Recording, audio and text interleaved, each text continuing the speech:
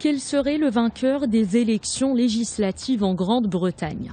Les résultats sont difficiles à prévoir car ces élections sont les plus indécises depuis plus de 40 ans.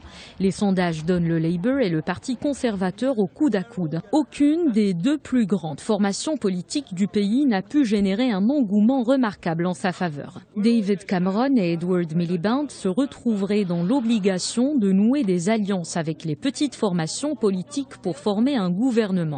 Les deux hommes forts du Royaume ont tenté d'éviter ces situations. Ils ont multiplié les déplacements pour convaincre les Britanniques indécis. Edward Miliband promet de mettre en avant la classe ouvrière. Quant à David Cameron, il met les électeurs en garde contre la montée en puissance du parti indépendantiste de gauche. D'ailleurs, le dernier sondage sur les intentions de vote prévoit 13% des voix pour ce parti arrivé en tête aux élections européennes en 2014, avec 27,5% des suffrages. Les pays européens scrutent à la loupe ce rendez-vous électoral car la Grande-Bretagne est la deuxième économie de l'Union européenne et l'une de ses plus grandes puissances militaires. L'engagement de David Cameron à organiser un référendum sur l'appartenance de son pays au bloc des 28 nourrit les craintes sur le sort de l'Union européenne.